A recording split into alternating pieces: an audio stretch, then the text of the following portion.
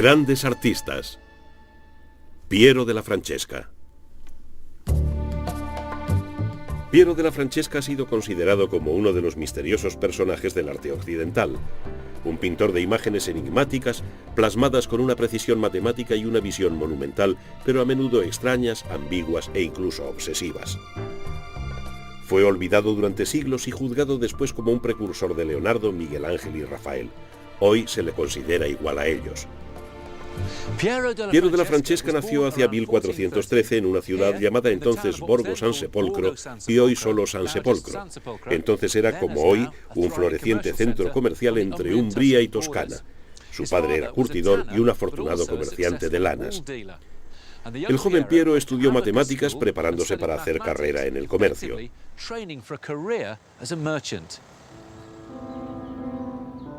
Sabemos muy poco de su vida. Conocemos las 26 pinturas que han sobrevivido, la mayoría en su lugar de origen. Pero podemos seguir su historia lo suficiente para afirmar que en su adolescencia ya había tomado el camino del arte. Pero San Sepolcro debió de parecerle muy limitado a este joven ambicioso y, como tantos otros, decidió viajar. En primer lugar, Piero fue a Perugia, donde conoció a un conocido pintor local, Domenico Veneziano.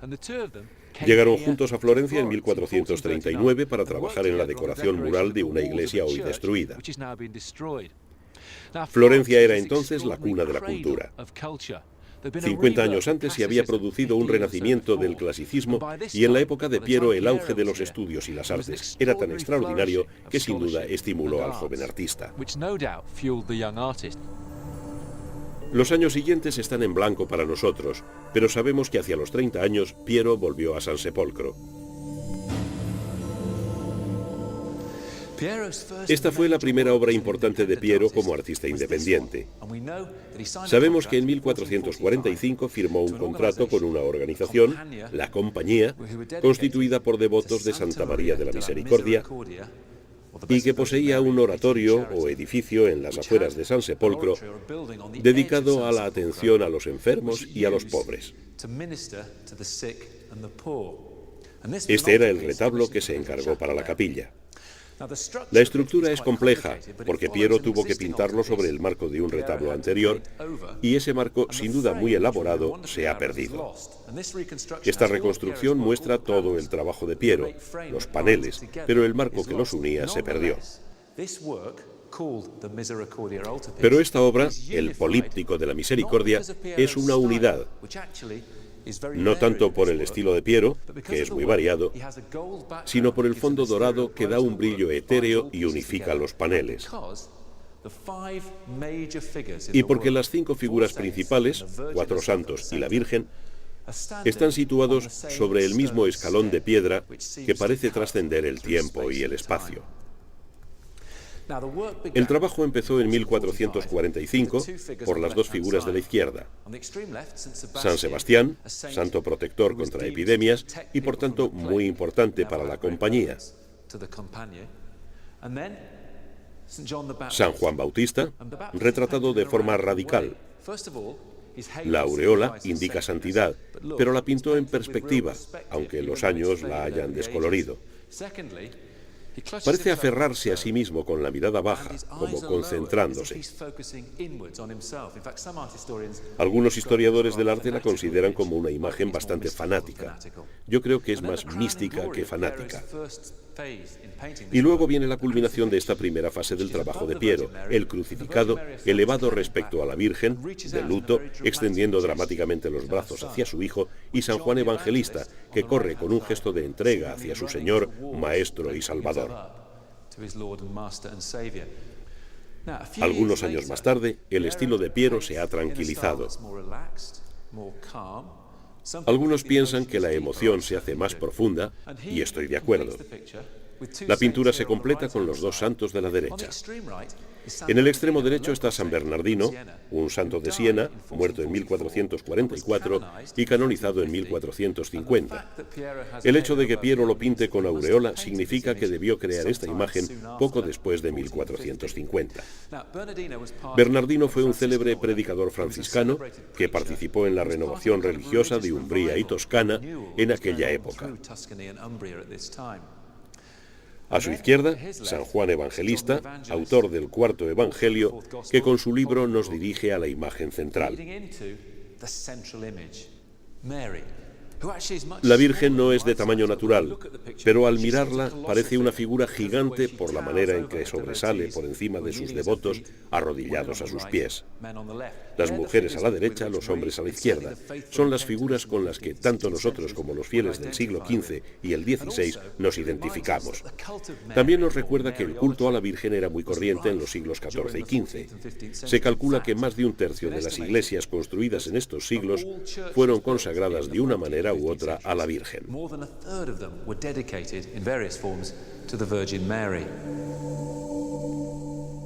Hacia 1450 la reputación de Piero se extendía, pues recibió un encargo de Sigismundo Pandolfo Malatesta, señor de Rímini. Piero lo pinta a tamaño natural para mostrar al mundo que Sigismundo no era solo el militar afortunado y el déspota que retrataban sus enemigos.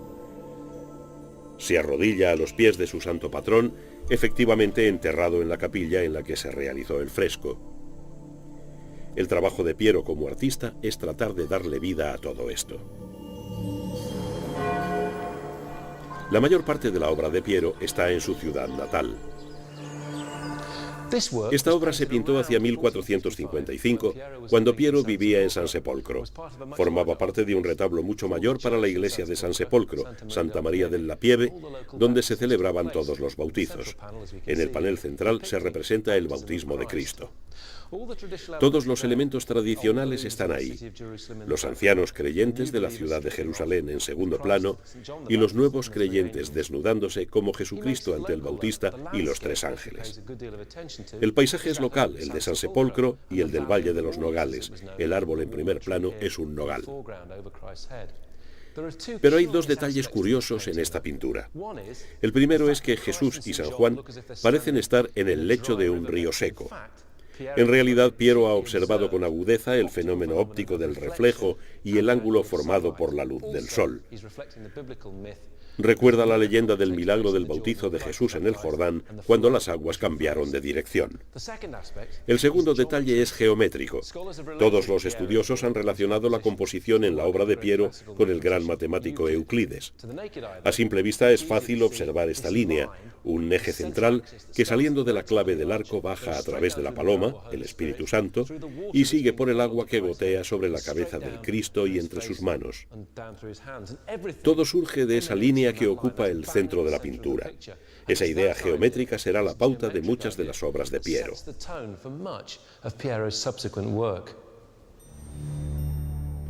Ese intenso sentido de la geometría se ve mejor en esta obra, quizá la más extraña, creada hacia 1458. La flagelación de Jesucristo, atado a una columna y azotado por unos lánguidos soldados romanos ante la mirada de Poncio Pilato. En primer plano, tres individuos vestidos como los nobles de la época parecen indiferentes a lo que ocurre. Se han dado numerosas interpretaciones de esta iconografía. La más interesante considera a los tres sujetos diplomáticos relacionados con el conflicto entre la cristiandad y los turcos. Pero el impacto de la pintura es espacial. Es como un gigantesco tablero de ajedrez, con sus piezas y con una perspectiva tan elaborada que se podría reproducir en plano y en alzado, creando así un decorado claustrofóbico en el que se lleva a cabo despreocupadamente un rito brutal. En 1458 Piero llega a Roma para decorar los apartamentos de Pío II, un trabajo que algunas décadas más tarde fue recubierto por Rafael. Pero según nuestros datos, Piero recibe la noticia de la muerte de su madre, por lo que vuelve a San Sepolcro. Parece probable que poco después de la muerte de su madre, Piero comenzara a trabajar en una de sus obras más populares, La Virgen del Parto. Este nombre parece un tanto inapropiado, por cuanto no está dando a luz, aunque evidentemente está embarazada. La obra se encuentra en Monterqui, un pueblecito de montaña a 9 kilómetros de San Sepolcro. Piero la pintó al fresco sobre un retablo ya existente en la iglesia del pueblo, pero fue trasladada a un oscuro edificio escolar y protegida con un panel de cristal de los peregrinos que venían de todo el mundo a verla. Básicamente se trata de una imagen de la revelación. Los dos ángeles abren las cortinas de cada lado para mostrarla. Lo subraya el gesto de su mano mostrando el vientre. Esto realza la idea de lo que hay en ese vientre y de lo que está por llegar en ese espacio asombroso que Piero ha creado detrás de ella con el palio. El concepto de correspondencias superpuestas queda maravillosamente expresado en los dos ángeles, que son imágenes especulares uno del otro. Sin duda la razón es que Piero utilizó el mismo boceto para ambos ángeles, invirtiéndolo. Lo mismo hizo con los colores de las túnicas y las alas en rojos oscuros y verdes. La imagen central, dominante y dramática, es la abertura que ella señala en su túnica. Hay dos lecturas. La primera es la vaginal, es la abertura por donde nacerá Cristo, pero también puede ser una herida, y es una anticipación de la herida de Cristo en la cruz. En una imagen de nacimiento, la muerte está presente. Pero la Virgen portadora del Niño Dios es un símbolo de esperanza. El mundo se salva por la llegada de Cristo, el camino hacia la redención. Viene gente de todo el mundo para contemplar esta imagen, pero su fuerza crece ante lo que sabemos de la intención original del autor. Cuando estaba en un retablo en una iglesia, participaba en un culto muy desarrollado en Toscana y Umbría en el siglo XIV. Las embarazadas, ante imágenes así, para asegurarse un parto feliz, y las estériles rezaban para ser fértiles y tener hijos. Cuando miramos esta imagen y la comparamos con otras vírgenes de Piero, esta parece más personal, menos convencional, y pensamos que tendría algo que ver con su propia madre y con su estado de ánimo tras su muerte.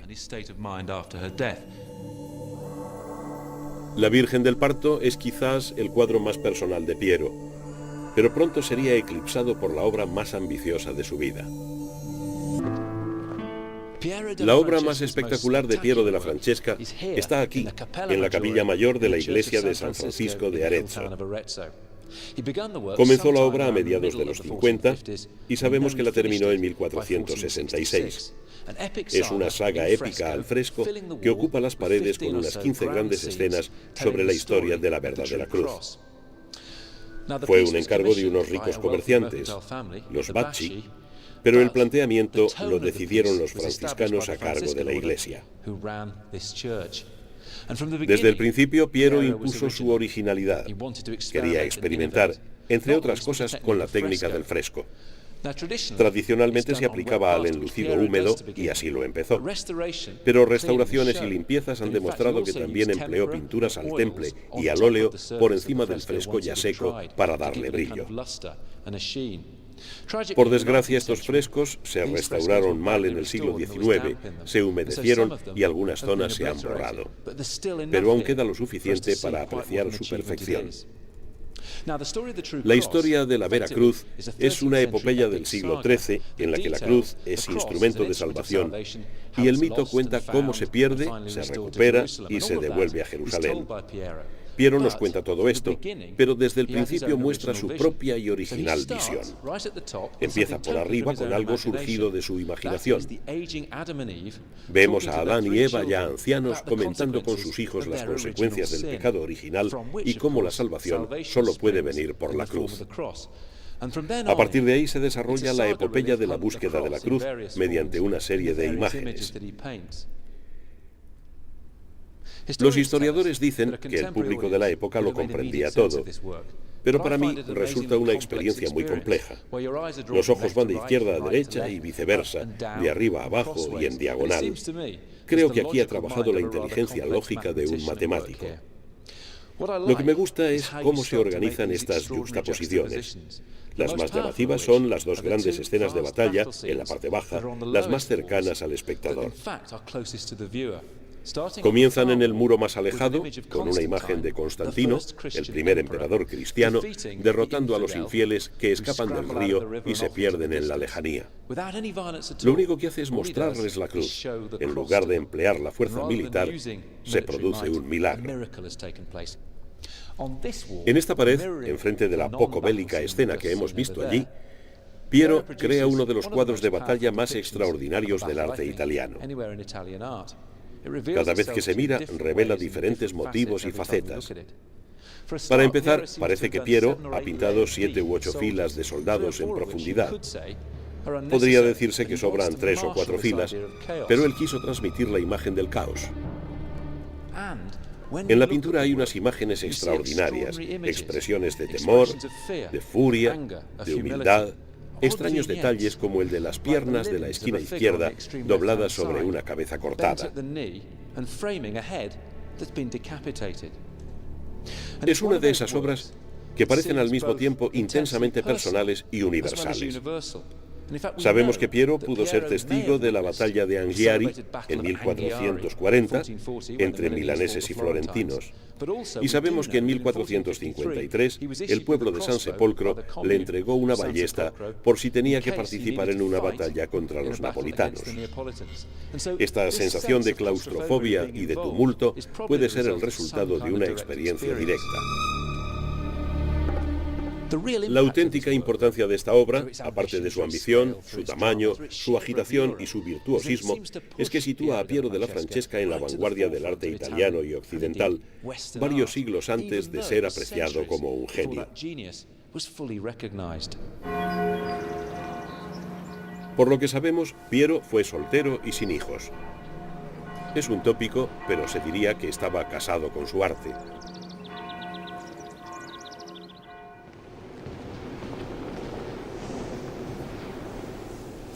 En 1459 se entregó este gran edificio al pueblo de San Sepolcro para lugar de reuniones. Y como Piero della Francesca era el artista más notable de la ciudad, se le encargó una obra. Este es el resultado. La mayoría de las obras de arte para estos lugares son representaciones de virtudes cívicas. Pero estamos ante un caso único. Es un tema religioso y de los más difíciles, la resurrección de Cristo, mencionada en los Evangelios, pero no descrita explícitamente. ¿Por qué lo haría Piero? La respuesta más evidente es que retrata a Cristo surgiendo de la tumba, del Santo Sepulcro, que es el nombre de la ciudad a donde, según el mito, se trajeron fragmentos de la tumba de Cristo en el primer o segundo siglo después de su muerte. El planteamiento que Piero hace de la resurrección es personal y original. Nosotros estamos debajo, a 2 metros del extremo inferior, y miramos hacia arriba. Lo primero que vemos son 4 soldados, algunos dormidos. Otros se cubren los ojos, como si no soportase ver lo que vemos nosotros. Luego vemos el Santo Sepulcro. Aquí hay un elemento misterioso, porque no sabemos cómo lo ha logrado. No se ve si la lápida ha sido apartada. Al no mostrar demasiado, Piero conserva el misterio de la resurrección. Por otra parte, nos muestra mucho de Cristo. Una figura musculosa, creíble, como uno de nosotros, aunque mayor que nosotros, mayor que la vida. Y luego hay otro cambio de perspectiva porque al mirar a Cristo nos encontramos a su nivel. Es decir, retrató a Cristo a nuestro mismo nivel, lo que sugiere un hombre real que ha vencido a la muerte en lugar de esas fantasiosas narraciones de un Cristo revoloteando sobre su tumba.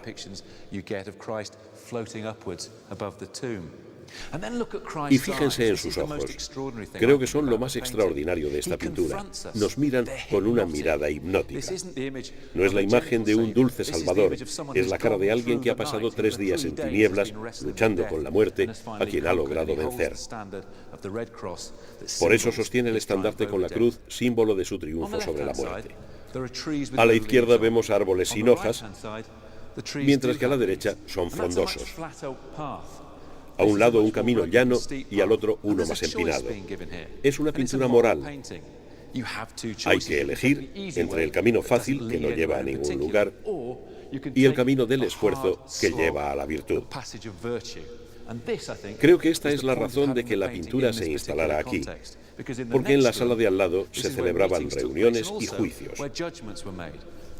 Piero utiliza la imagen medular de la cristiandad, la resurrección, como una manera práctica de decirle al pueblo, tanto jueces como reos, que es mejor camino el difícil, pero virtuoso.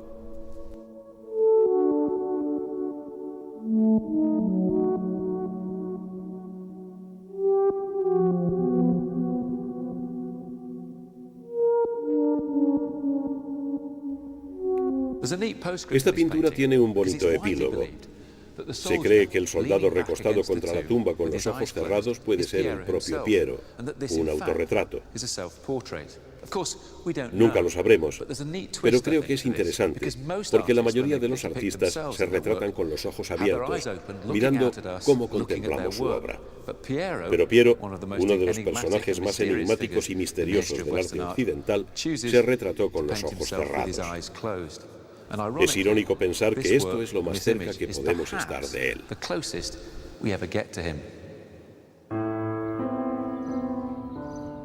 Hacia 1470, Piero hizo un corto viaje a Urbino para realizar un encargo ilustre. Fue llamado a la corte para pintar el retrato de Federico de Montefeltro y de su joven esposa Battista Sforza, que murió en julio de 1472 a los 26 años, tras dar a luz a 8 hijas y por último a un heredero. Se piensa que el retrato de la pareja fue una obra póstuma como homenaje de Federico a su esposa. Es poco habitual encontrar a una mujer a la izquierda del espectador, pues ese era el puesto de honor. Pero así se evitaba mostrar el ojo derecho del duque, que perdió en un torneo en el que también sufrió heridas en la nariz. Los 20 años restantes de su vida, Piero vivió en San Sepolcro.